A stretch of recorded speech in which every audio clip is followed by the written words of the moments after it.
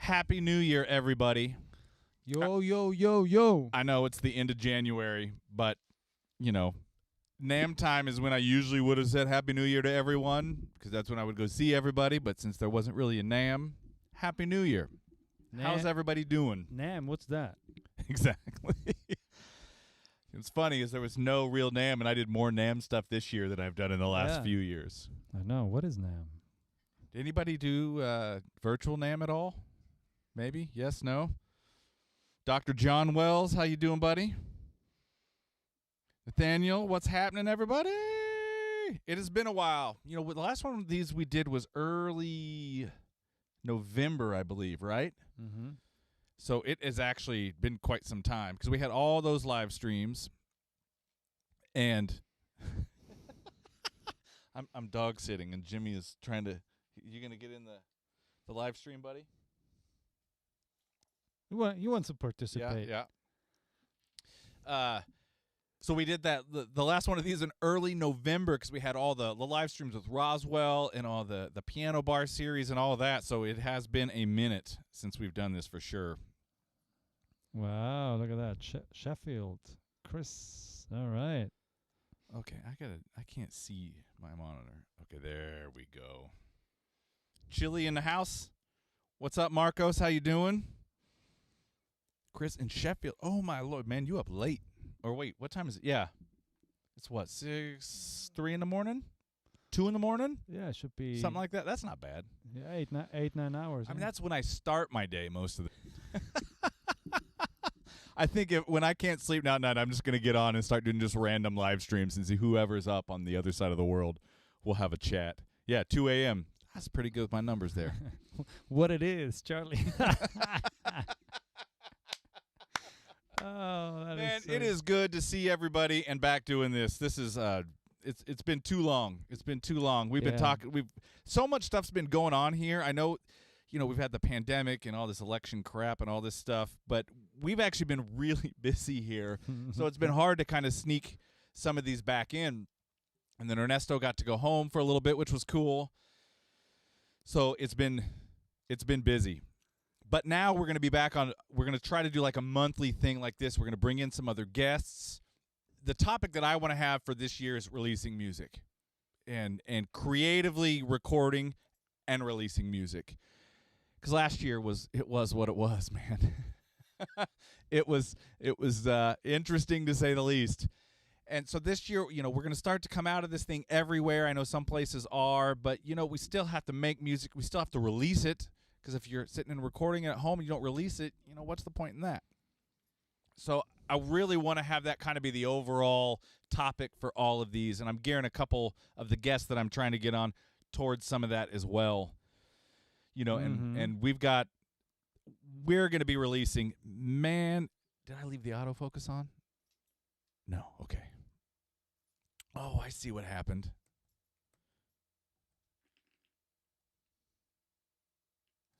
It's still in focus. Okay. My computer, we're out of focus. Are we out of focus, anybody? We in focus? Out of focus? Let me know. But back on topic. I want this to be about all the things we can do to release music and creatively record things. Try to kind of get outside your comfort zone. Try out new things, whether it's a microphone, whether it's a plug-in, whether it's analog gear, whether it's the medium, which we're going to get to in a minute and talk about that a little bit. And if you saw the video I put up Monday where I was just experimenting with one area of the kit, there's going to be a lot of that in the next couple months. So you're going to get to kind of get inside my crazy mind a little, because I'm going to video as much as I can of all that experimenting. We may hear some squeaky toys momentarily because I see them being brought out. Yeah, he's just taking one out, one after the other, just piling it up all here. Marco says 2020 was out of focus. Man, that is damn right. Yes.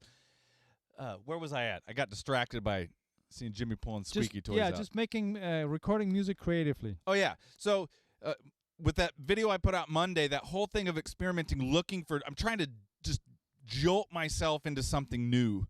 I don't think I'm going to reinvent the wheel or anything, but it'll be new to me, and maybe the sounds will be different, and it'll lead me somewhere else that'll be interesting, not only for me, but whether it's Ernesto and I recording or any of the artists that I'm working with coming up.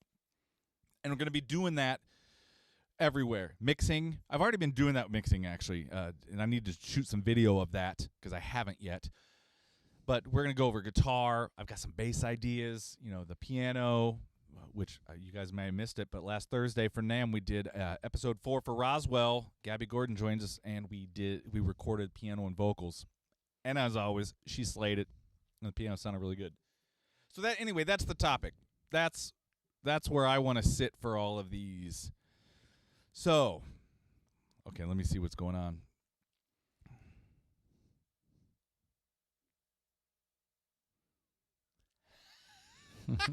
Oh, the good old Mohawk. So Sonic Solution, you saw the full-on drums videos and the Audio-Technica videos. Yep. That was fun. Man, that Mohawk took like 45 minutes to put up. And if I would get back to the edge and I would mess it up, I'd literally have to jump in the shower and start all over. That was not fun at all. Chris says, hope it's dog chew toys and not the mini K-47s. Actually, he's down by the patch bay. I can see him in the video. It's great. Pretty soon there's going to be another studio dog, just not quite ready yet. All right. So, on that topic, I'm just going to kick this off with something that Ernesto and I are going to do in some of the recordings. We have this trio called EG. Well, it's not even a trio anymore. It's a duo. But it used to be a trio back in the days, which was the 90s, which was only a couple years ago, right? Called EGH. And it was kind of a fusion-esque kind of rock, somewhat prog in some cases, whatever, just trio kind of thing. We're working on some new music with that, but we've decided to, instead of just write music to put something out, we're going to try to do interesting ways of recording that backs us into a corner kind of on how much we can. Means we're not going to be using the computer a lot on some of those, or at least a few of them. We'll see how it goes. We'll see how good my drumming is. Hey, can we cut tape? But what we're going to try, because it's part experiment with sound, it's part what does some limitations, or how do limitations affect what we're going to write, how we're going to record it, what we might play, how many instruments can go on it, that sort of thing. We're going to have to kind of think things through. And then some of it's an exploration in sound and just being different. And I think for me, that's the big thing, is just being different. Because so much stuff, not everything, but there is so much right now that all just gets in the same sonic category. And some of it sounds amazing, but after a while, it's just the same because things are so perfect or so that, replaced or whatever. We're going to do something that is not going to be easy to replace. And this is some high-tech stuff right here. There was a time when this was the top of the line, right? Yeah, well, it was pretty good, yeah. I mean, it really wasn't top of the line, but I'm telling myself that because I want to think so. Oh, still plugged in.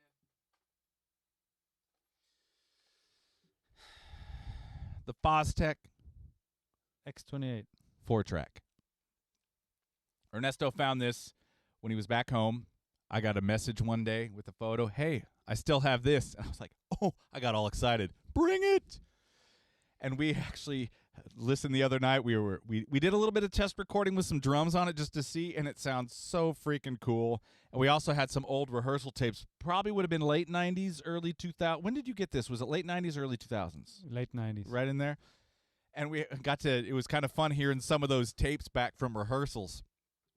You know, if I didn't have so many drum clams in it, we'd maybe mix them and release it, but we didn't. So what we've decided to do is we're going to start out with at least one tune, and we're going to make this be our medium. We're going to figure out how we can kind of sum, so it's not going to be, you know, one track of drums.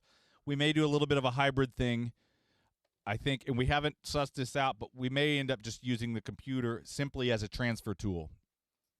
So if we do 4 tracks of drums on this sucker, we'll bounce 2 tracks into the computer so we don't have an extra hiss from this wonderful, you know, what's tape, 1/8" cassettes, 1/8" tape, right? It's 1/8", right? Cassette? It's not very big. Yeah. And then bounce it back here in stereo. But we're going to do everything analog. It's going to all have to be done on here and any sort of summing back over here on the board or outboard gear. So all our decisions are going to have to be made. But it was so fun tracking with this the other day. I'm excited. I don't know if he's as excited as I am. I'm looking forward to this, though. It's going to be a lot of fun, I think, for the reason of limitations. We're going to have to think about it. I'm going to have to play good. He'll play good. He plays all the time, man. But I go in and hit drums for about 3 minutes. I'm like, man, I need to hire somebody. No, what I'm more amazed is that thing has been turned off for, almost 20 years. And I found the power supply and I turned it on and it's like, press the play button, because usually with tape, you don't know if you're pressing the play button, if the rotor is going to go, you know, and it went. And I was like, oh my God. After almost 20 years, that thing turned on and then just was going. It worked perfectly. I know. Well, I mean, I don't know. I don't know if this is a testament for, you know, older gear just sometimes just lasts longer, or I don't know, but I was surprised. I forgot how much I liked the sound of tape. It was so cool. Even cassettes, just, I don't know, maybe it's nostalgia, I don't know. But I thought it was cool. So it's something I've wanted to do for a while, and I've been looking at some other tape machines and that to get something in here. And then when he texted me, I'm like, that's what we're going to do. So we're going to film this whole thing too. We're going to have to, since we can't really demo in the same way we're normally used to now with a computer, we're going to write it beforehand. You know, I'll probably have to chart some things out a little bit. And then we're going to film as much of that process as possible from start to finish all the way to the release. Because again, this year, 2021, let's release some music, people. And I'm looking forward to that. I think it's going to be cool. And we'll see. We'll go from there. But that's one of the things that we're going to do. You haven't lived until you work with tape. I totally agree. And we already made a comparison between normal bias tape and better chrome, and the difference was noticeable. It's ridiculous. We got two, a Maxell normal bias and this just good old TDK high bias, and it was crazy how different it was in the noise. And it's hard to find sub 60-minute tapes now. We're looking for 30. Yeah. I just heard squeaky toys. We're looking for 30 minutes or something shorter, but it's really hard to find. I mean, this thing cost me $15 for one freaking tape. It's crazy, man. That's two trips to Chipotle. Wow, John Wells said after watching a drum miking video, he bought another Red 12 gauge mic. It's a funny thing. I bought a Blue 12. So I'll have the others. I'm gonna do a whole kit thing with it, I think. But those things are awesome. I think what I really like the most is, I don't know if any of you guys saw the video from the first video of the year with Mike Nealon and that awesome, beautiful Ludwig kit that he brought in. And that's the first time setting up that way in the room, let me put those mics as far apart as possible. And those Red 12s with the dynamite just, oh my Lord. They were fantastic. So great. Wow, mastering with Nakamichi. Wow, all those old brands, man, that's great.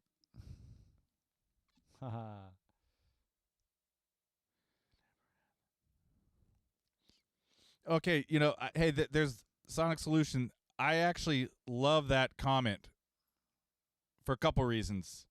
You know, he says that the problem with newer recording enthusiasts is they never had to get it right the first time.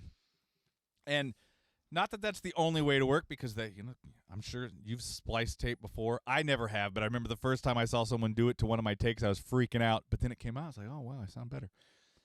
But there is something to the psyche of knowing that you have to kind of get it right the first time. It makes you think about what you're doing more, which for me, that changes the mental experience of it, because it keeps you in the moment at that point.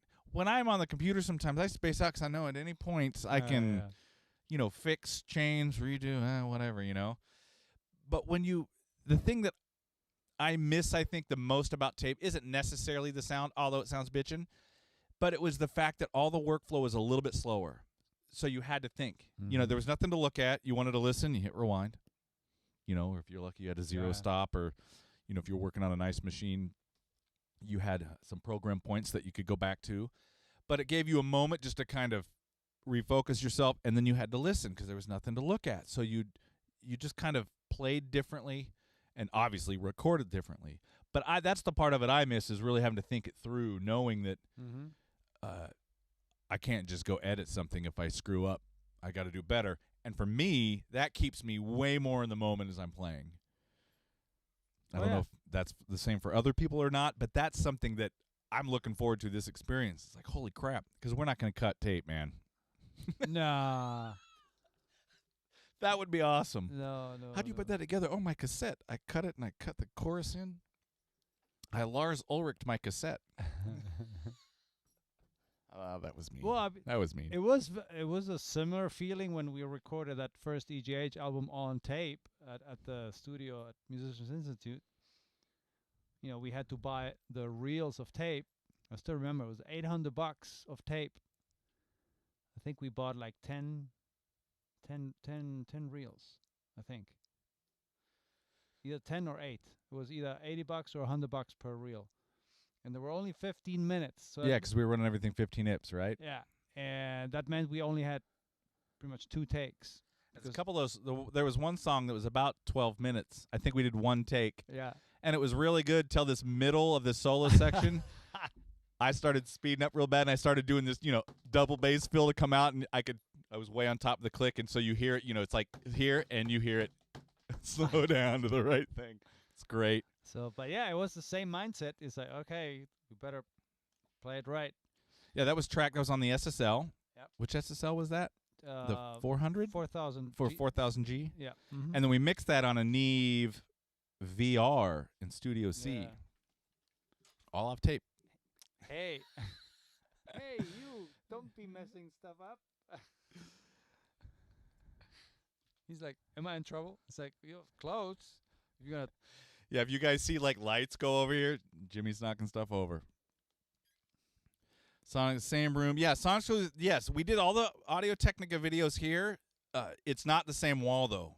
For Audio Technica, and then we did the same thing for Peisty, when we did this thing with John Robinson and Dean Butterworth and who else? Jason Sutter and Franklin Vanderbilt, which was all red.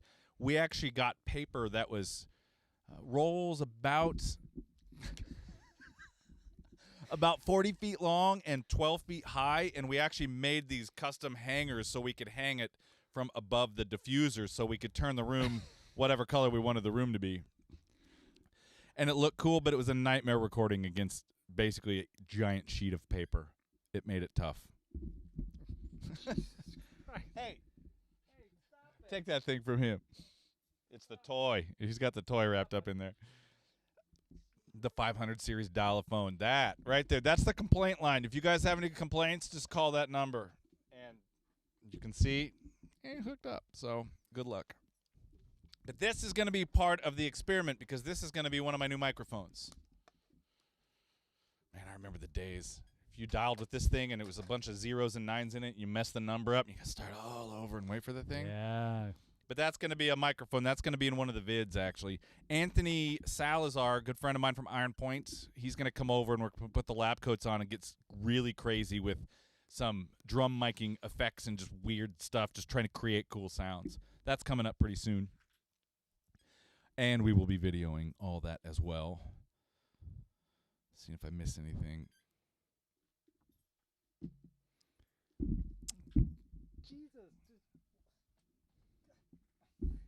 Yeah, Chris, that's another reason I want to kind of do that. Oh, there it is. You got to get that. No, but he's wrapping it every time in here. I do miss having a dog around the studio. Part of that is also showing that process, and the writing process might alter a little bit because of how we're going to try to record on that cassette player. It's been a while, but we did some live streams. Oh, man, when did we do those? That would have been 3 or 4 years ago now, where we just set up a couple cameras in there and one in here, I think, and we wrote songs and just it was like voyeurism. And that was interesting because a lot of this stuff, especially the last EGH album that we did, High Octane, most of those songs were written in maybe 30 or 40 minutes. And maybe it took a little longer to get a take or whatever, but the actual writing and all the parts, he'd have a guitar, I'd be in with drums, and one of us would have an idea. And then a lot of the times what we do is we just start playing that idea. And as we're playing, we would just yell out when a change was going to come.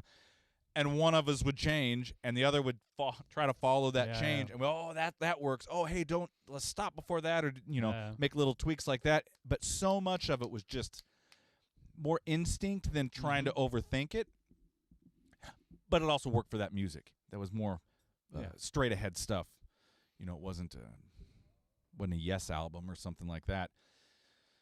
But that's a lot of how he and I work. And we may bring, I don't know, we'll see. We may bring a couple of friends in to do some bass or some other stuff too. But a lot of that writing process really is just get an idea, throw it out, and let's jam together and see what happens. And a lot of the times, by the time we've played a riff, for a couple minutes, we're like, oh, hey, this is where we need to go. And boom, somebody's got an idea, and we're off to the second part. And then it's a matter of me remembering it long enough to record drums, then he gets to do as many takes as he wants. Mm-hmm. Well, see, Marcos is saying he plans to record some music without a DAW. So, yeah, there you go. Oh, so it's not tape. So are you doing... It's not DAW that I'm planning to use EP without DAW this year, and this Porta Studio thing is in perfect sync. Oh, nice. See, I think that's going to be fun. Who else is going to do something different like that? Why don't we all just make a point of trying to record something in a completely different way than we're used to? Whether it's harder, whether it's easier, and how it turns out really isn't so much the initial focus, because you got to have an initial idea, obviously, but it's almost like if you get out of your comfort zone or your way of making something and you just start, and then you just be open enough to let it guide you to wherever it's going to go. And if it's completely different than what you're used to doing, you may come up with some really cool result, unique result that just sounds amazing. Yeah. And I think that's what we're wanting to do, why we're going to try that a little bit. Yeah. But we are going to hybrid it. We are going to use the computer just as a bounce tool, because... Well, yeah. I mean, but when you compare it to the old days when they did generations of bounces, like, hey, this keyboard is like 8th generation because, they had to bounce it 8 times just to get the tracks that they wanted.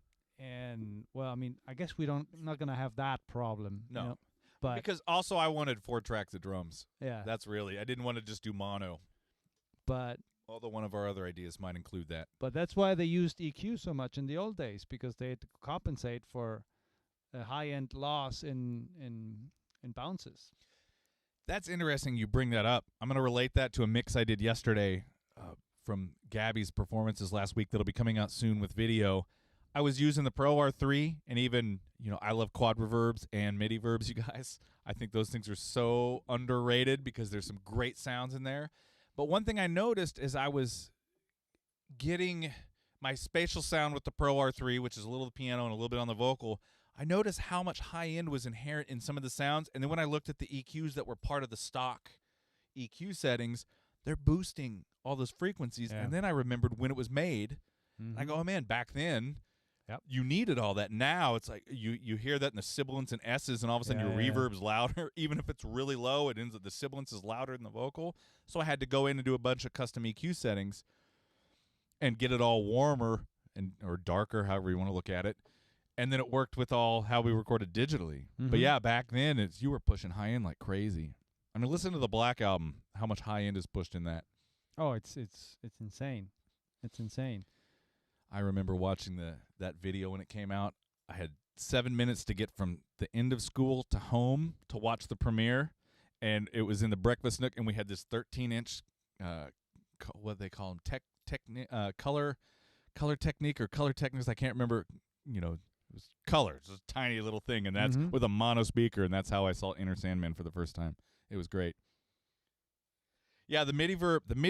What do I have down there? 2. Yeah, the MIDI verb 2 is awesome. I love that thing. And the quad reverb, the original one, is really, really cool. Alex, how you doing, buddy? Thanks for joining us. Yeah, and now you have that whole resurgence, of vinyl, and people talk about tape, all these big mixers that have now they're buying. Oh, I found this tape, by the old Alesis or whatever the brand was. Oh, the ADATs? Yeah. I never want to use one of those again. Like actual tape. Like Oh, Ampex. Yeah. Yeah. Yeah, Ampex, yeah. Yeah, please never. I never want to do. We're never going to use an ADAT ever.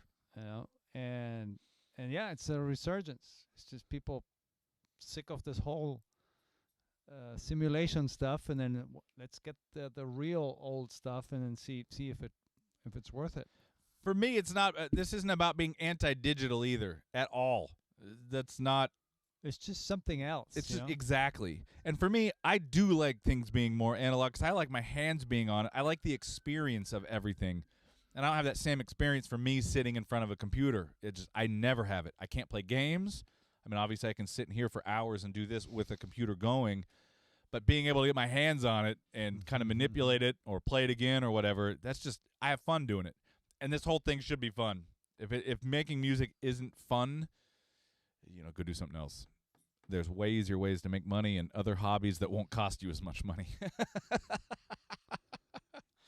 I know. And then you also have the other quirks of all analog, that sometimes you push the input, which you don't want in digital because of the obvious. And then, sometimes you go like, oh, if I push this a little bit, it actually sounds better, which you cannot do in digital. Yeah, well, yeah, exactly. I mean, the better part is subjective. I like things pushed. I used to joke with Scott about that all the time. We'd do sessions, and you could tell who was the one getting sounds because he'd have the inputs really low and the outputs high, nice and clean. And you'd walk in, and you'd see mine inputs cranked, just blowing shit up, and then the outputs really low to make up for it. Yeah, it's just it's getting creative with the gain staging also. Yeah, using it as a sound tool. Yeah, which you can't really do when you're just pushing something that's flat out digital, which isn't better or worse. It's just, it's just another way of doing things. So let me ask everybody this. I'm curious to see how everybody is consuming music, listening. Is it Spotify, Apple Music, Pandora, that stuff? Is anybody buying vinyl? Is anybody still buying iTunes? Hey, anybody using a cassette? Maybe an 8-track? I used to have a portable 8-track. I had Ronnie Millsap, Juice Newton, and Anne Murray when I was a real young kid. I was cool until you figured I was listening to Ronnie Millsap. Aaron, are you saying you consume your music via YouTube?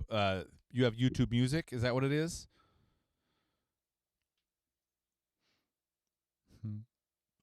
Yeah, BG. I'm with you. I agree 100%. Oh, wait, you asked a question earlier, too, I think I missed. I'm just going back real quick and make sure I didn't miss any questions. I probably did.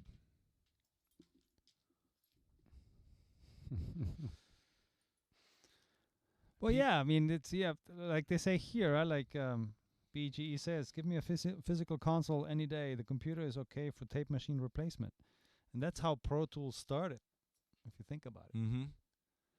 Although there are certain things that, in the digital world, especially when you want to get into notch filtering or having to maybe automate some EQs, that is a heck of a lot easier. Oh, yeah. Which is great.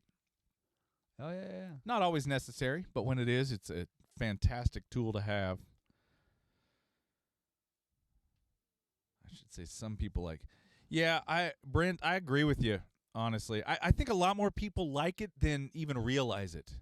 And for me, I kind of look at it as when you have something that has been produced in an analog way. That doesn't mean it's all completely analog, but maybe even if it got into the digital realm now, but it was still treated as kind of an analog sound sonically, it's something that you can keep turning up, and doesn't hurt your ears.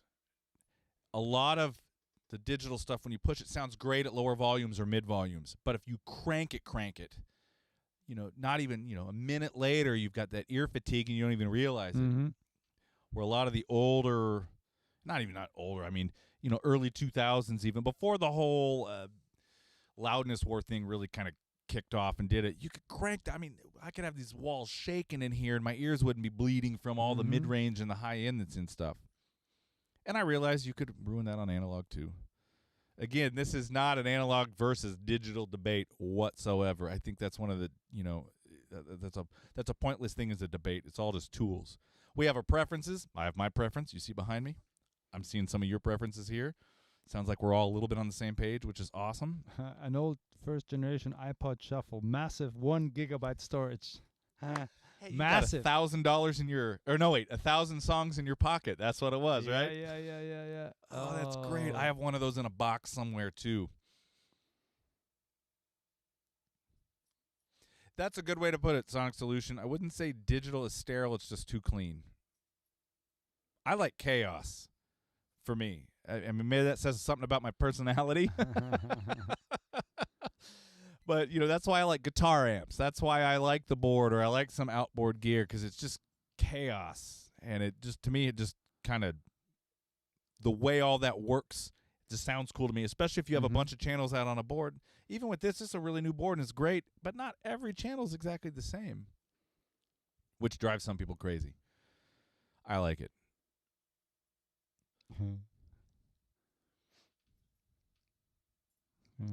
Yeah, Alex, yeah. The latency thing is huge. I think that depends on your DAW a little bit too. Obviously, some plugins are more CPU intensive than others, but some of those, have you used much of the modeling plugins? I mean, we use some, when we're writing, sometimes we'll pull up the old Logic ones. He likes to just pull up the legacy Guitar Amp Pro and just get something that we can work with. We don't use too many of those, although that would be a fun experiment to layer with those with some real stuff. We'll have to work on that. But yeah, the latency, because I know Logic, and I think Pro Tools now has much better latency compensation, right? I don't use Pro Tools that often. But I mean, there's always the one or two plugins that just bring it down. Yeah. Doesn't matter. Especially certain reverbs that just doesn't matter what you do. It's just like the computer is just coughing right away. Rod, welcome, brother. Good to see you. We're going to be getting on the dithering conversation soon, I can tell. That's gonna. Sorry, Studio Dude 1. Let's see. More inspiring for tracking when you don't have to deal with. Yeah. Oh, I already went over that one. Occasionally, John ordering CDs. Still ordering CDs, huh?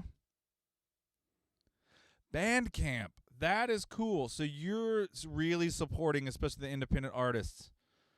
Yeah, there's some good stuff on Bandcamp, and I love the fact that they also quite often have days of the week. I think it's usually Fridays, if I remember correctly with my emails, where they're not taking cuts, which I think is really cool. I mean, talk about a company really trying to help independent artists, That's really awesome. Yeah. Yeah, Alex, we all use Logic here, so you're not the only one. Alex says, I'm for whatever I can convince the wifey I need and can afford.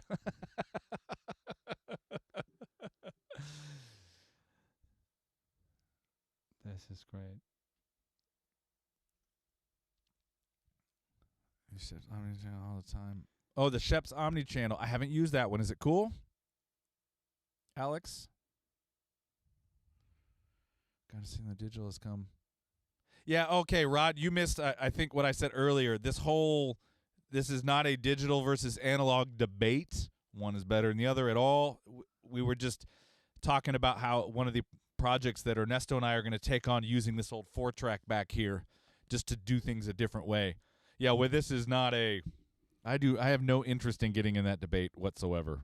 I think everybody should work the way that gets the result they want and they have fun doing.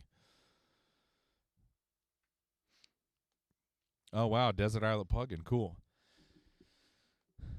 So besides our good old iPod, we have someone still buying some CDs in Bandcamp. No one, and YouTube, no one else is listening to music. Did I miss something? Nope. Which one is it? Desert Island plugin. Oh, he's talking about the Sheps. Where was that? Oh. Omnichannel, which is cool. I've seen about that thing, but I have not used it.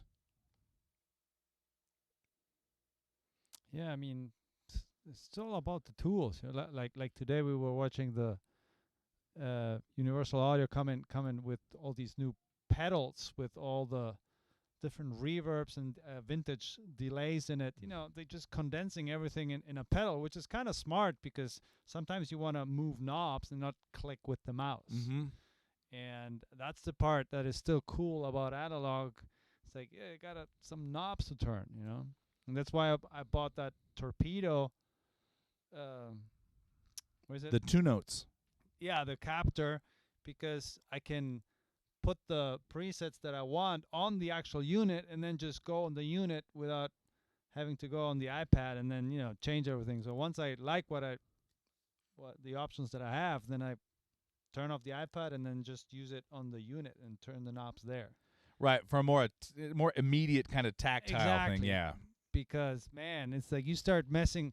I mean, it's great. You know, the Torpedo has all these great, 2 mics, 1 mic, change the cabinet, this and that, put ambience.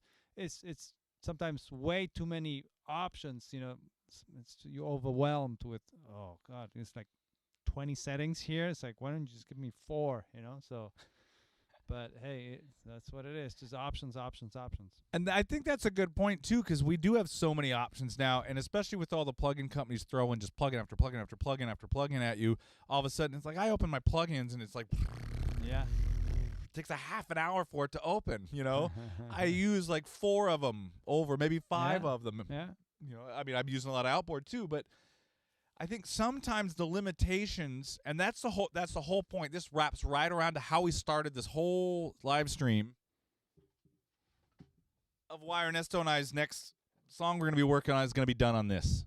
And we're going to see what happens when we're forced to make some decisions in a way that we haven't been forced to do in almost 2 decades now. And I think that I am actually really looking forward to not having 1,000 options. It's going to be limited to what we can get into here at any one time. And that's going to be cool, which means we're probably going to have to experiment. There'll be no, ooh, we just got a drum sound up. Oh, we can fix it later. Yeah. It's going to be no, we're going to dial that thing in and get it right, because once I get 4 tracks on here and we bounce it down to 2 and we put bass over it, there is no going back to the drum sound. It's over. Yep. Yeah, we're going to pull a George Martin in here, so. And look at that. Can only hope it'll be that good. Brent says, I noticed you were using Moto 8 pre in your last video. How you like those 8 pre's? I have to say, I kind of like them. They're very clean and open sounding. Very clean and open. We actually have 3 of them. We have 2 that you can't see. They're down in the underneath. Well, you can kind of see the patch bay behind Ernesto. At the very bottom of that, we have 16 channels of 8 pre that's hooked into our main machine that we use for all the big live streams like the Roswell stuff. We actually have a redundant recorder going. So the big studio machine we can use just as a normal start and stop, record, stop, playback, all the things, and it's always outputting to those other 2 8 pre's. And then I keep the third one usually just handy in the live room in case, you know, especially if I'm by myself. It's way easier for me to go do some tests and just have that thing next to me than run back and forth and have screen sharing set up. But I like them. I think they sound really good. They're easy to use. They're very open.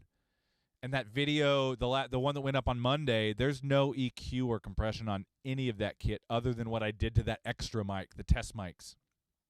So that's kind of what it sounded like. It did a really good job. You found those. He has the uncanny ability of finding the best deals on stuff when we're looking for it. It's insane. I go do it. It costs 3 times as much. But you found all 3 of those with something else in a rack, right? 2 of them, were in a rack with some ferment stuff. Oh, and it was the 350, that reverb unit. Yeah.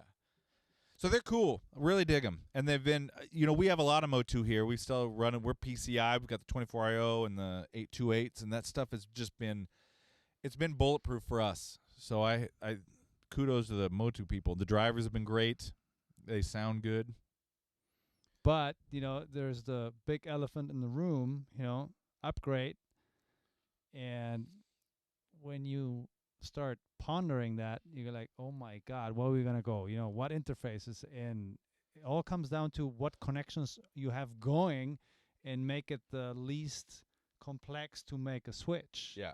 And then if you only have a few channels, it's easier. But like us here, we're a minimum 40 ins and outs. So it's a huge deal. Yeah. And all the inputs and outputs on these units, the Motus are all TRS. So switching over to DB25, we would have to buy probably $1,000 in cable. So easily, yeah. Yeah, I don't want to do that. Me either. John, the Red 12 is pretty low output. So you're going to have a well, it depends on what you're recording. If you're putting it on drums, obviously the drums are loud enough. They're cranking. It's not bad, but you can get it right up on a kick drum. It'll handle it. In the rooms, even in the room mics with drums, I'll still have the input gain pretty freaking high to get it there. It will handle some SPL. But it's also kind of dark, which I like. So for cymbals, it's really cool because even if you compress them, you don't get the cymbals don't get really gnarly and nasty. So it's still a very usable sound to me.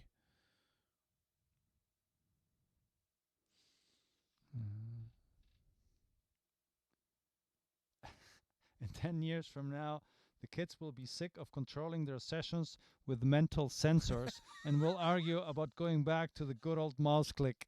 Oh, that is so good.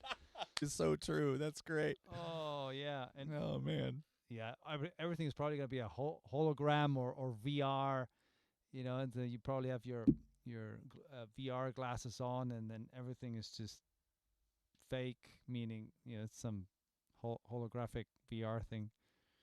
And there's your console. The good old days of mouse clicks. That is great. Oh, that was awesome. Great. Yeah, Alex, that is a good idea. I wish you could do that in Logic, with your plugins. I wish you could organize them into favorites. You can't, can you? I know whatever you're using the most, it kind of keeps at the top, like 5 or something. But yeah, but you can create a folder. Say what? In Logic. See, now I'm learning something. Yeah. You got to show me that one. Yeah, you can create a folder. So you have to go to the manager, the audio units manager, and then I think you can create a favorites folder in there. Oh, Rod. Studio dude, I found that if you use an old CRT video monitor, things sound a lot warmer. You know what? Be careful. You could probably tell people that and they would believe you. And there is a psychological effect to what we see and how it affects what we hear, which is why you see a lot of, and I think the outboard gear manufacturers trying to make their gear look a certain way because it puts you in a mindset, and they're kind of controlling how you hear something before you even hear it by what it looks like. So yeah, so Alex says you can create folders. Yep. See, I didn't know. Now I know. A rack or a rack. Wait, is he doing Arrested Development? What? Alex? Yeah. When tracking drums, you prefer the same preamp or do you like mixing and matching? That's a great question. Most of the time, it happens that I stay on the console because I like the sound of the console. I do have some over here to, I don't think you can see. Oh, you can't. No, you can't. Oh, yeah, you can. Those rack there, I have some overstayers that I like. I love the sound of the overheads through the overstayers. And the rooms can be cool too, and you can really push those in a really, really cool way. So I don't mix and match that much anymore, although there's some stuff I'd like to get so I could mix and match a bit more. But I will say that on the board, the first 8 channels have Lundaus in them, and then the next 16 don't. So I effectively kind of have 2 different sounds there. So I usually pick and choose what I might want to push or what I want to go into the transformer and push that a little bit. The Lundaus are fairly clean, but there is a bit of a mid bump in them that's kind of nice. It's somewhat subtle, but it's noticeable. So I'll usually go, okay, what do I want? What am I recording? How big's the kit? Sometimes I can get all the main stuff on those first 8. Great. Sometimes it's a bigger kit. I have to make a decision on what I want to be there. Like overheads, I would never have one on the transformer and one off. Which is why if I do use something, I go to the overstayers and I do both overheads so they're the same. Chris is asking if I'd rather mix and match with compressors and EQs. If you're using, or if you've used GAP mics. Oh, the mics. Yes. No. I'm trying to think. No, that was Cascade that we did something with a long time ago. I have not, but the MK1, or no, sorry, the R1 MK2, which is the active ribbon mic, is one of the mics on top of my list to grab right now. I got a message from Hao. You guys probably remember Hao, one of the old assistants there. They're in Taipei. They've got Ultimate Studios Taiwan going over there. And he texted me one day and sent me a photo and a recording of it. One day, it was probably 4 in the morning. And he's like, man, this thing is awesome. And the drums through it, just one mic they had up in the room, was actually pretty cool. So that's on the top of my list. I've heard good things about them. I'm a Jeep Golden Age fan. I really like the stuff that Bo makes. I've got some Comp 54s over here. Both Ernesto and I have owned the different versions of the Mic Breeze. And actually, when we built this studio, we had an entire rack full of that stuff. But once the console went in, and patch bay space was limited, and cabling, which was the fun part, sarcastically speaking, we kind of just downsized mostly into the console. But I wish I still had a few of those things. They're good. If some of those mics are as good as his other stuff, I would imagine you'd be able to do some pretty cool stuff with them. I want to go get an old CRT monitor now and see if it really does make things. Especially now that already bought a 4K 27-inch. Yeah. That's for the video machine. You guys don't know this, but I come up with all these ridiculous ideas that I want to do. So most of the time with Ernesto, I get this. Yeah, and he just ignores me. When I don't hear a response, I know he thinks I'm nuts. I want a tape machine in the corner. I don't. He doesn't even respond to my text.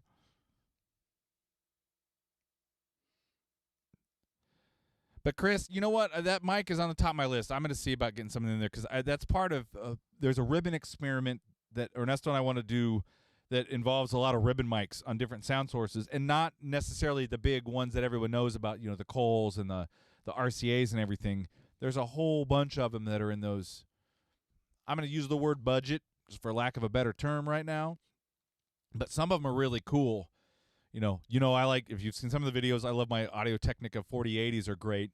And compared to a Coles, they're not expensive, but they're still over $1,000 each. But there's, the Cascades, the Golden Age. There's a few more that we found. So, and then there's a couple companies I'm trying to get a hold of to try to get some loaner stuff to check stuff out. Yeah, Marcus is asking about Luna and, and tape emulations. Like, I use the UA tape stuff because it's good. It just adds stuff that it's placebo, whatever you want to call it, but it's there. So you can really get the ATR, the Ampex 102, which is half-inch mastering that they always used, and then you got the Studer, and there's some other stuff. But I use it.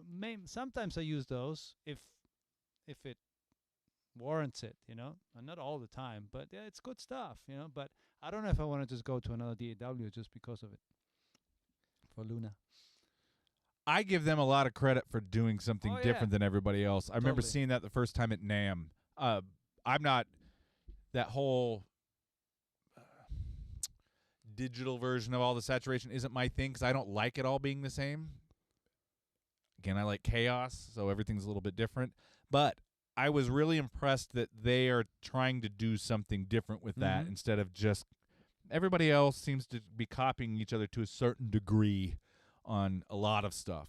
Not everything, but a lot. And they went their own way. And that's cool. I mean, that's the way things get pushed forward, is trying something new. I know. And I do think, and this is what you like about them too, I think their emulation of a lot of their stuff is, even though I don't personally have any of it. I still remember when I got the Apollo, it's like, man, I just want to get the Shadow Hills, but I don't want to pay $10,000 for the Shadow Hills mastering compressor. So I paid, $299 for it. So, it was, and then is it the same? Of course not. But hey, I'm probably 85% there. So, it's just win some, you lose some. Sonic Solution, yeah, you like using the same pre's for close mics and the room and color mics you mix up. Yeah, the color mics don't matter to me because I'm going to probably be running them through the one, it's probably going to be some mic that is on its own has something, or I'm going to be running it through something to make it into something. I think for me, well, one of it is I have more of the channels on the console, so I'm probably biased a little towards that, and it sounds great. Although I'm hoping to get some other options so I can try some stuff like that. Maybe having room mics or different things be different colors, which would be cool. But I kind of like sticking the different compressors on. And sometimes not compressing, just they've got a sound. And sometimes completely blowing up like the Dynamites. And it's just this whole other like, what the hell's going on? I think is really cool. What do you use for your room mics? What do you have that you dig? Maybe we got to check some of that stuff out. Hey, thank you, Carl. Wow, we got a contribution from Carl. Thank you so much. I wish I had the lights hooked up to that so they would go off. Oh yeah, like bells or something. Right? I'm not as on top of that as the gamers are, but I'm gonna work on that. Or they use that in other sites as well.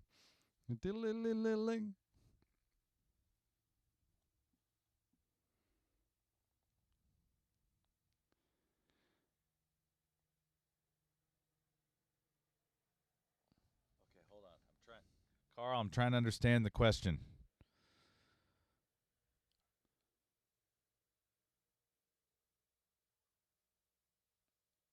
So three-way, are you talking live or in the studio? If it's live, that's a whole other thing, but I know people that can answer that question. I have a couple friends that are amazing live engineers.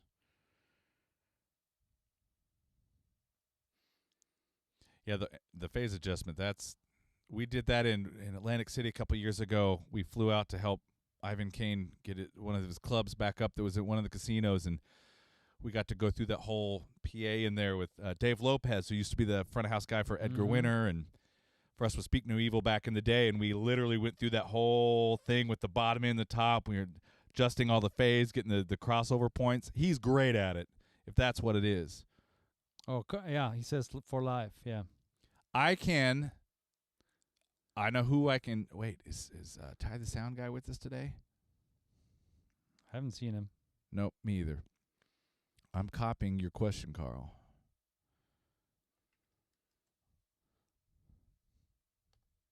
Hold on, let me get that text. Yep, okay. I'm going to try to find an answer for that, my friend. Uh-oh, I got to plug my computer in. Ernesto, tell some jokes.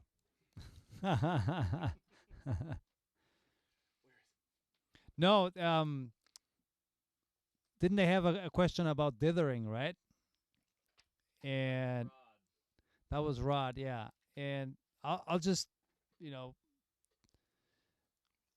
kind of read up again on, what dithering does, and it's just fascinating. They're basically adding noise to get rid of quantization errors. So when you get rid of bits, you have to compensate by adding noise, which is fascinating. And and the only way you can check, which dither is better for your ears is, you just need to crank it very loud and on very quiet parts, so you can hear that little hiss or noise shaping, whatever it does, to really hear. And I personally, I use in Logic, I use the POW number 3, which is noise shaping. And I just picked that one day and it's like, all right, I'm good with this one. And there's just so many out there. I use Ernesto. Yeah, the Ernesto plugin. Yeah. Yes.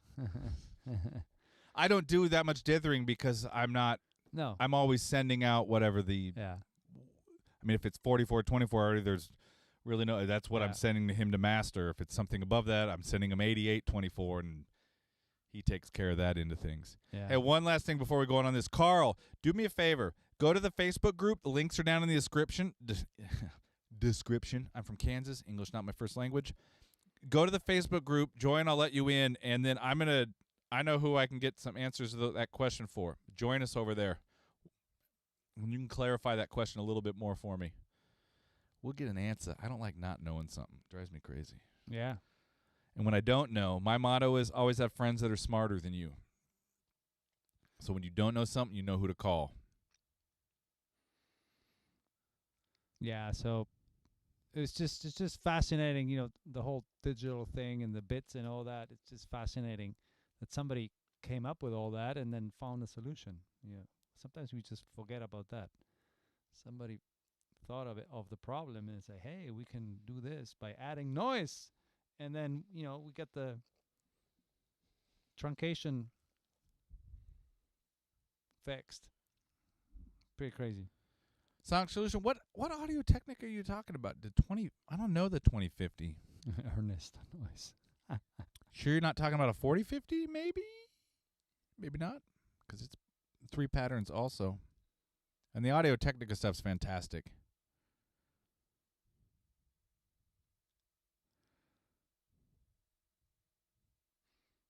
Oh, so what Putting DAW are you switching to that you don't have the POWR stuff anymore? What are you switching over? Are you going to the dark side? Where are you going?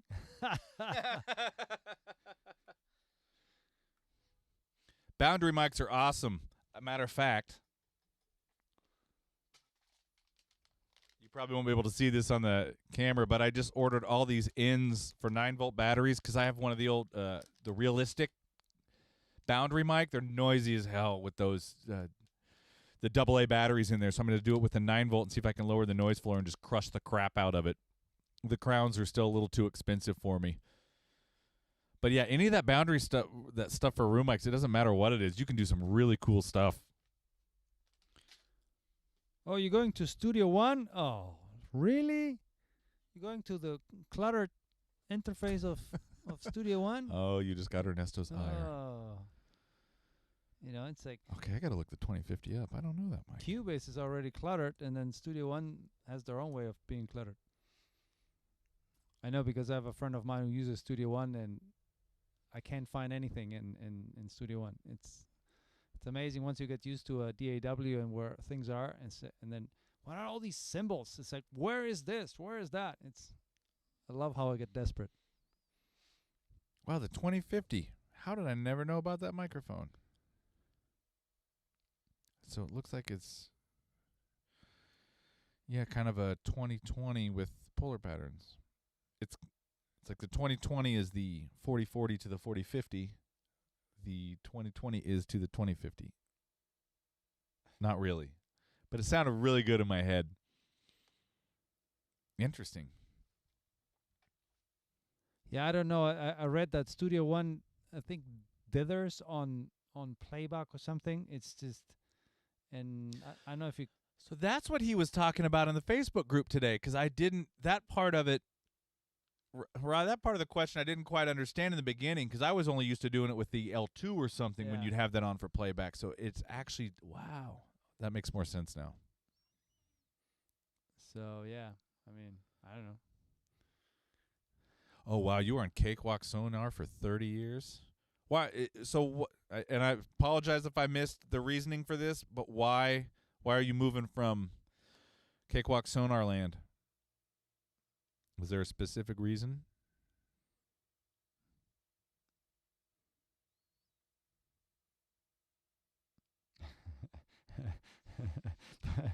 Been using Studio One, but the new version is getting too busy getting back to Audacity. Yeah, it kind of was the first Cubase. You started on Cubase, right? Oh yeah, I the think old Cubase VST. I Oh, was that's right. on PC, I think my first was Digital Performer.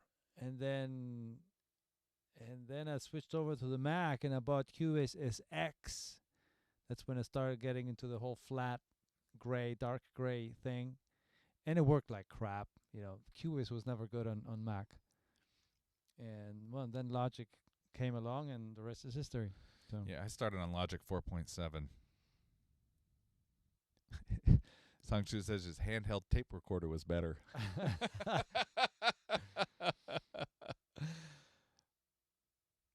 Yep. Interesting. The first Cubase VST. I think I still have the disc somewhere, I do like the fact, though, and the manual. that everybody, there's options now, and it's not just a Pro Tools world for audio, and if you don't use Pro Tools, you're somehow ostracized to the edge of recording. You know, you got Logic, you've got Cubase, you've got, a lot of people using Studio One, Reaper. I know, it's crazy. You can kind of just, it's, without having the one game in town anymore, it's really opened up to just get something and go. Yeah. I love it. What Logic are we running? I got to ask him. I don't remember. Well, you are running 10.4.4. Which is as far as we can go here. No, you can Can go. we do 10.4.8? I think so. It's old cheese grater back. Well, it's a souped up cheese grater. It's got some rims on it. Yeah, you could go 10.4.8, I think. I don't know. I mean, I use 0.4.8 and 0.5.1 because I'm on Mojave, and it can go further because Logic 6 needs 10.6 needs Catalina and Vixer. Alex, I'm going to look that up right now. Yeah, that broadcast mic from Audio-Technica we used we did a whole series of set miking, car miking, all sorts of, like how do you have a set right here in your movie, where do you hide the mic so no one can see it, we mic'd cars, all this cool stuff. It was great. And one of them was using those handheld mics for interview style stuff. And then they just got put away. And when I was looking for stuff before Nealon brought that big Ludwig over on the second, man, these are Omnis. This might be interesting. I'm just going to shove it in front of the kit and see what happens.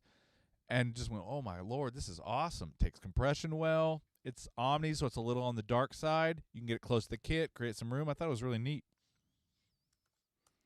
I'm interested to see what. Here's a question. On a rock vocal, how many dB comp total do you lean towards? Oh, man, that's a tough. Tracking to mixing, parallel, serial, or all at once? It all depends, right? Yeah. A lot of variables there on style, what you kind of want. A lot of the times on a rock vocal, here's where I start. Whatever mic we end up picking for the vocalist that works, I'm typically going to compress going in. It's either going to be, a lot of the times it's the Day King because he has the ability to compress the crap out of something and not kill it, but contain it and still have a transient there, which is kind of nice and just make things sound better. Or the Hairball Audio Blue Stripe I like as well. And I'm going to try to tame that kind of coming in, not completely kill it, but make it to where it's already sitting a little bit in the right spot, then work with the vocalists on their technique, in and out, whatever you have to do. And then mixing. I've done a couple things lately, and I'm going to tweak this more on some stuff that's coming up to try out some new things. But one, I tend to split mine into 2 channels. Part of it is I stole this idea from Vance Powell, because he's an engineering god to me. I love it. Just sounds so awesome. Mm-hmm. So I steal as many of his ideas as I can. And he actually splits and uses 2 different compressors, and it comes out to 1 channel on the console, or he in the box, or he splits it out to 2 channels and uses the analog counterparts. I like to take my main vocal with a fair amount of compression, but not hammered. Might be the Day King. Again, sometimes the Aphex in that category works really well because, again, it can compress quite a bit and contain, but it's not really adding anything else to it. And then I like to use a little bit of saturation off the overstayers, which is mainly usually the second-order harmonics that I like best. You can do second and third, and I push that until that's actually containing some of the transient, so it's not just the compressor doing it. So you get a little bloat, but it's a little bit smoother, and then the compressor kind of gives it a little bit of excitement back. As far as dB amounts go, honestly, I have no freaking clue what I do. I do it until it sounds right. If something doesn't sound good, I figure out why, and a lot of times I'll look down and it's because the needle's going on the back. And I go, okay, you know what? Let me bring that back a little bit. But I would say more often than not, I'm not doing 1 or 2 dB. It's 6 to 8, maybe 6 to 9 somewhere at least. But I tend to, what I've been doing lately that I like is a little bit of saturation and some compression as opposed to double compression. And then I use a parallel where I'll do 1 or 2 things. If I need excitement pumping, short release to get that thing out, and then I just set the attack to where it's grabbing the way I want it to. If I want thickness, and this happens sometimes, especially with female vocals, where I just need to add some body to it so it's sustaining more, or just thickening it up, but it's not noticeable in and out. I'll use a slower release. A lot of times a faster attack just to bring it down, and I'll use a slow release so it kind of just stays compressed, and I can just go, just lift it up into the vocal until I get the amount of body that I'm looking for, if that makes any sense. Making a lot of saturation into compression.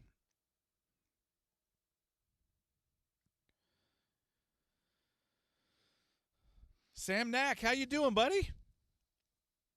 Awesome.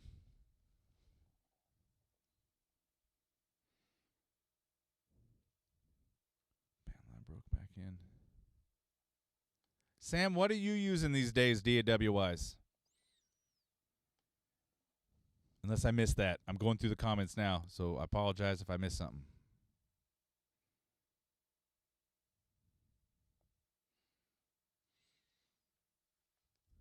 I think he says he uses Pro Tools the most.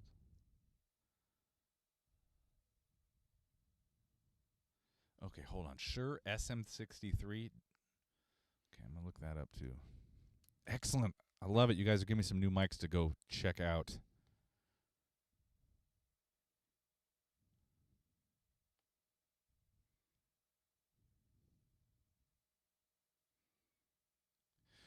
Cheapest piece of gear in the studio that's not an accessory. So, Hyde, are you asking me the cheapest piece of gear in the studio that I use on a regular basis, that kind of thing? That's not an accessory. Well, do you use the Alesis compressor? Yes. That's probably one of the cheapest.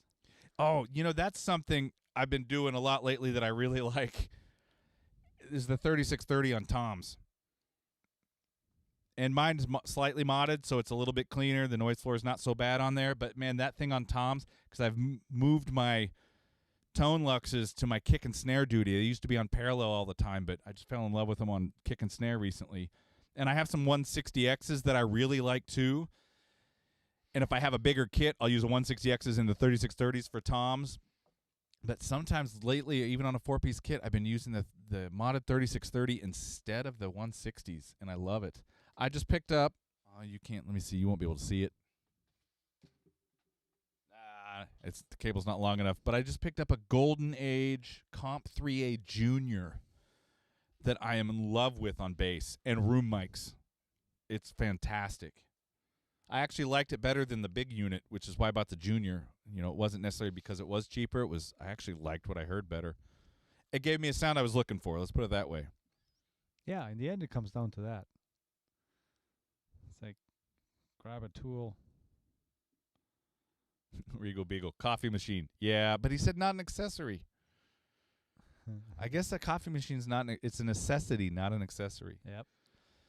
Rod Mojave, they make great microphones, man. That 301 FET is fantastic. And Dusty and everybody at that company's awesome, too. They're actually not far from us. It's about a 10-minute drive just across the valley.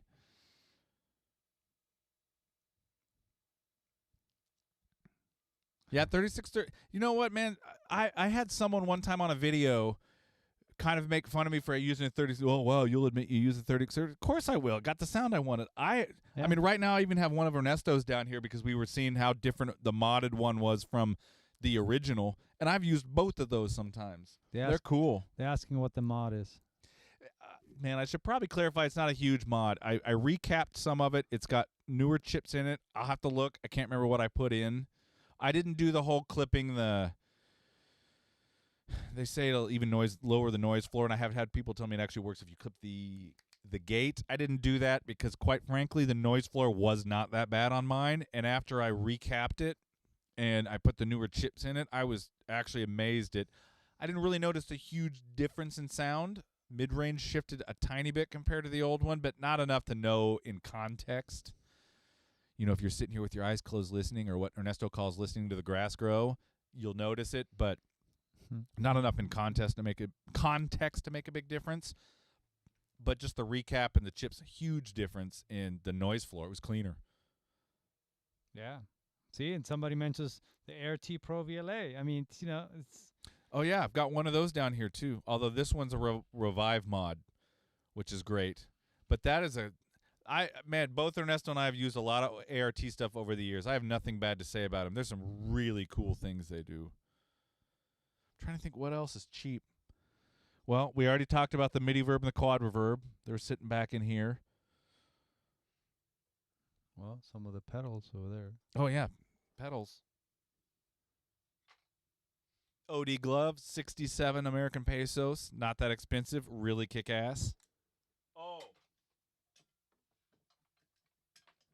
This guy, though, and this was in the recent video, too, with the blowing up the SM57, the Zvex Mastatron. This thing is massive.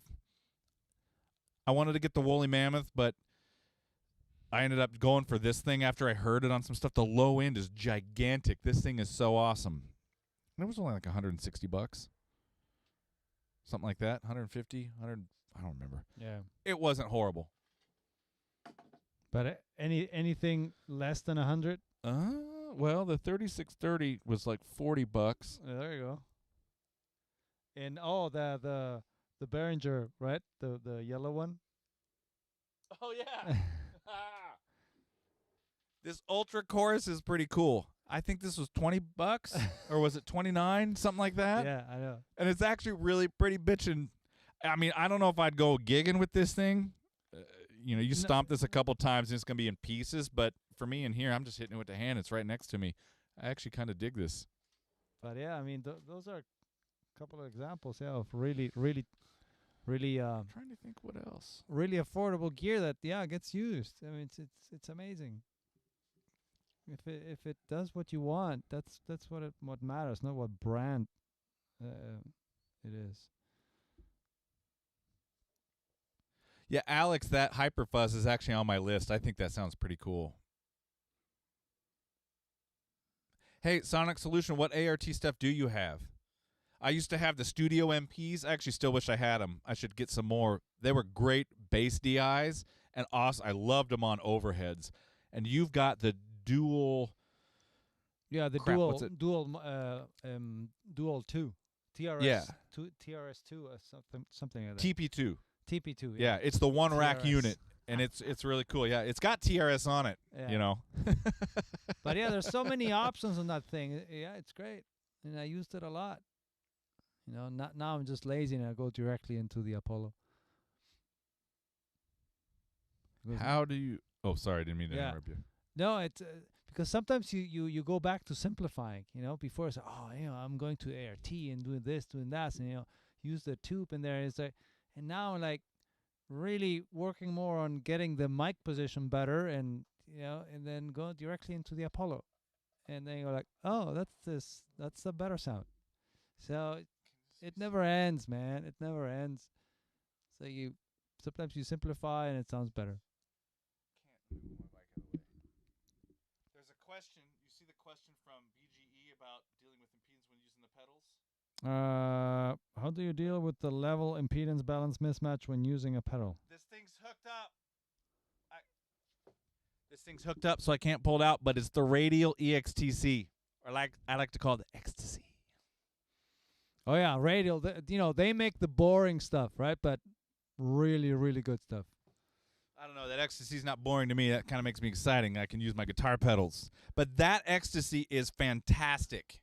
It's basically it's a reamp box, but it takes your line level, goes down to instrument level, and back up to line level. And that's how I interface all my pedals with the console. I do it while tracking sometimes. I do it all the time while mixing. I usually have a print channel of that open, and if I want something on a vocal or a drum or a bass, I'll just print it through and then open it up to do something else. But that makes it super easy, and they just released a stereo version of it as well, which is cool. The ART Pro MPA, I want to get one of those. There's a lot of knobs on it.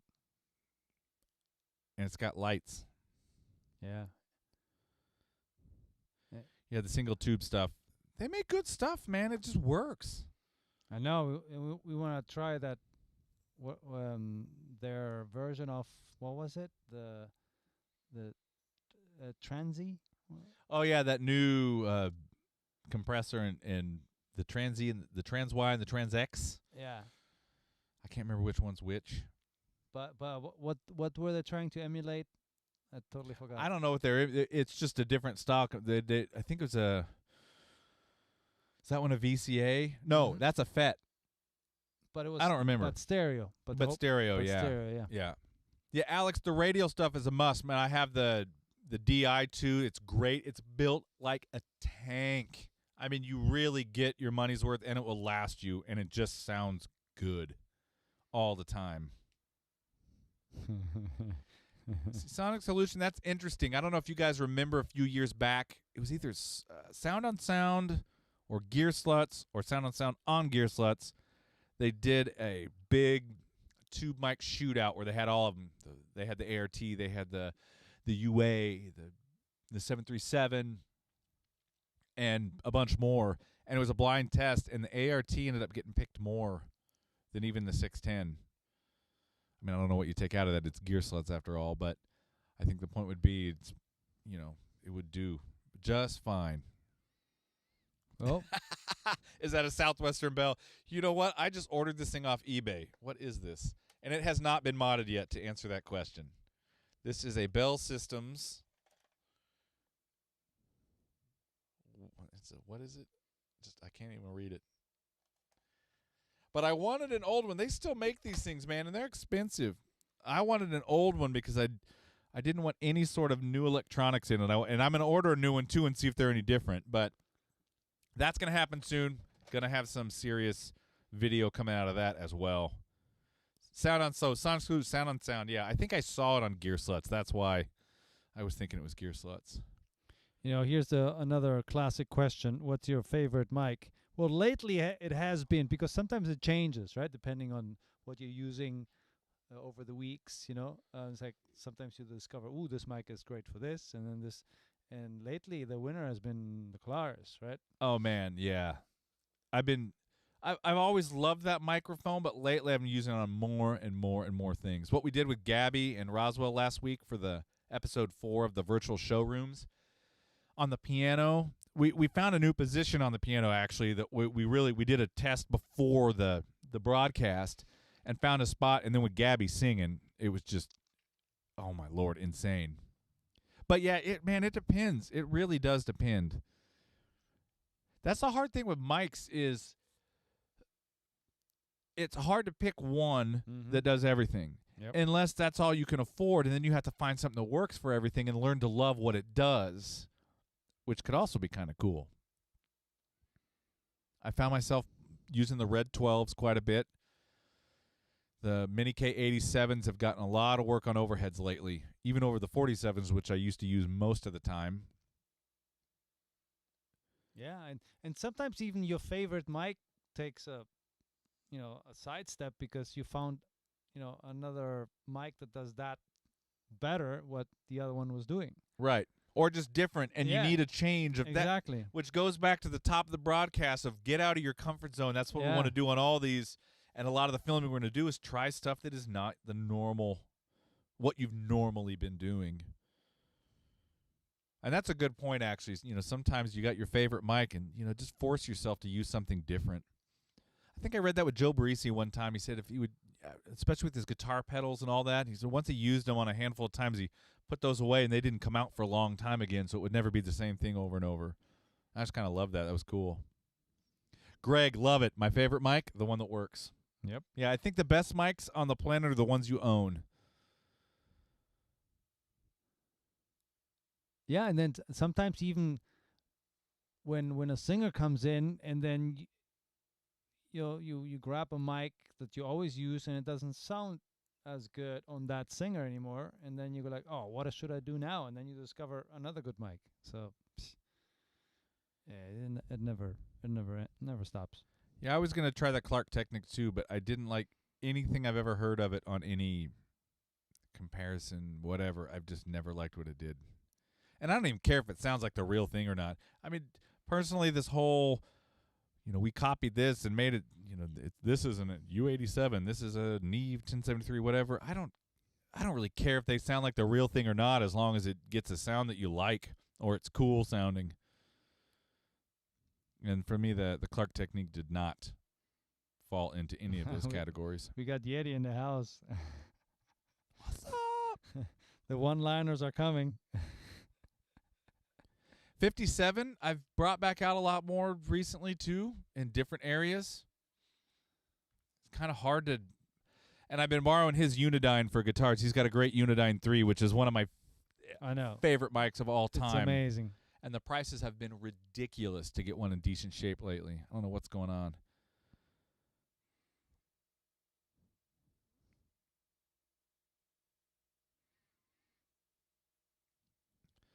Where are we at? 7:26. Holy crap, it's been an hour and a half. Man, this is awesome. It has been I know I've probably missed. You've probably seen more of the questions. I know I've missed some stuff, guys. I apologize. We'll be back for a lot more of these things now. I'll let you know some guests I'm going to have coming up, too. We're working on some new people to come in and talk to us about this stuff and just have some fun. Let's see. Just one last check. And, Carl, if you're still with us, go to the Facebook group. Drop me a note. Well, to read what Tracy said, was thinking the phone was for a new cover version of ELO telephone line you could do. Oh, that'd be cool. That'd be cool. That is great.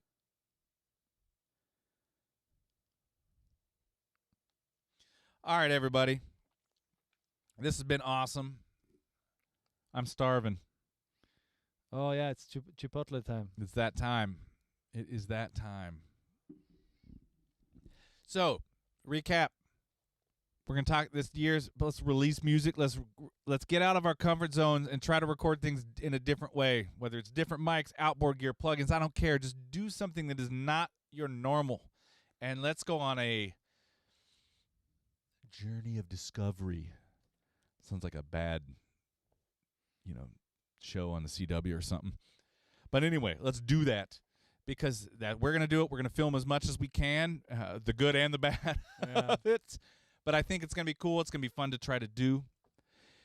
If you're not a part of the Facebook group, there's a link down on the bottom. It's so we can communicate when we're not on one of these live streams. I'm going to be back more active on that in this new year. I'm trying to up that game a little bit, so I'm going to be around a lot more. So go sign up for that. Link is in the description. Yeah, especially if you're local, If you're local, Yeah, because What? there was one person. Oh, I didn't know you guys were here. I'm from Sherman Oaks. oh hell yeah. So Oh, I thought you were saying you had to be local to be in the no, Facebook no, group. no. It's especially if you're local. Oh yeah. Yeah. Is Joe Meek still building? Rarely see anything in the. You know what? I don't know this for sure, but I don't think so. I think anything you're gonna find there, if you find anything new, it's people still have some stock. But I don't think you're gonna be getting anything new. But I don't know that for sure. I'll try to find out though. Rod says, bring the studio treatment guy back. Actually, I can't say much right now, and I shouldn't say anything because we're months away from some stuff, but he and I are working on some new things that I'm really excited about, but I can't say anything. He's pulling a Steve Jobs right now. Yes. But we are also going to do some acoustic stuff. Again, for sure. We have some great products in the pipeline, but we can't talk about it. That's it. I like that. That's right. I deleted my Facebook. You should try it. Man, I get it. I get where you're coming from then. All I care about with that group is where we have a place to talk to each other. And it's the easiest one that most people have. But you know what? Kudos for you for deleting it. It is kind of a mess nowadays, isn't it? Asking about neoprene. As long as it functions as a compressor, I'm good. Ask him about what about neoprene? What are you doing? You making swimsuits? What are you doing, Rod? You going deep sea diving? Making knee braces? A Rumble page. For me, it comes down to what I have Sonic Solution, how much time I have to manage any of this stuff, because we've been busy enough here that just trying to get some of this done has been tricky. Plus all the projects that are going on. So at the moment, it's path of least resistance. But I will look into that for sure, because if there's a better way to do anything, I'm all about that. Oh, Ben from the UK. Hey, cool.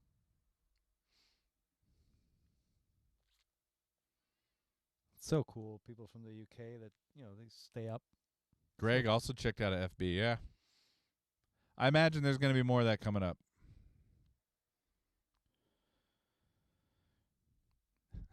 Neoprene makes anything sound good. I don't know if you're serious or not, but if you gotta connect those dots for me. If there's something I'm missing out, man, come on, tell me. Yeah, I hope we see all you guys back, even though you're not on Facebook. I'll look into the Rumble. I'll check some other things. Let's go back to MySpace.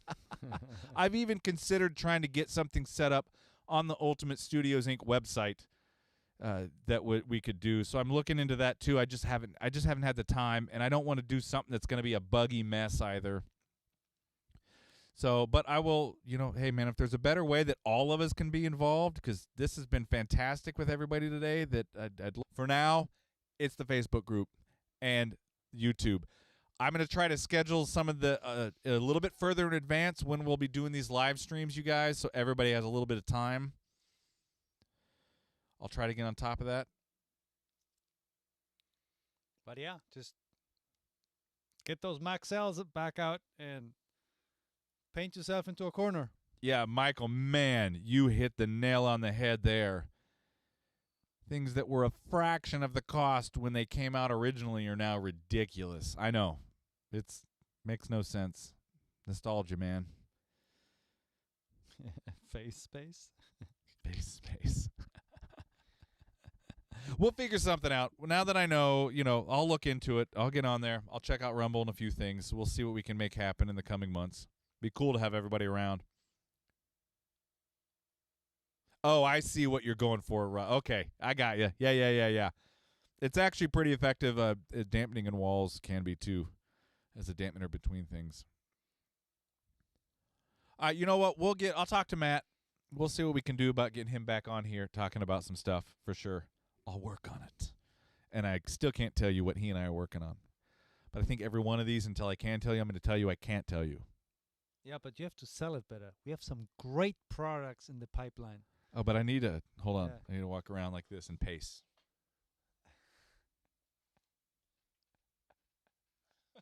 And I need a turtleneck. And I'm still not as smart as Steve Jobs. All right, you guys, you've been awesome. Thank you for joining us. It's been a long time. Happy New Year. I hope everybody's staying safe, staying sane, especially with all this stuff. Just with the way the whole world is, man. Let's just treat each other nice, make some fucking music, and have a good time. Yes. And we will see you soon. I'll try to get these things scheduled out. But my stomach's telling me Chipotle is in my future. So you guys rock. Love you. Time for a nap. Thanks for those great comments, as always. Yep. And I'll look into Rumble and some other things. We'll see what we can figure out, you guys, okay? You all rule. And now I'm also the tech today, so I got to go over here. I should have been more prepared with this. I don't even have the right graphics up. Oh, there we go. All right, you guys. We'll see you soon.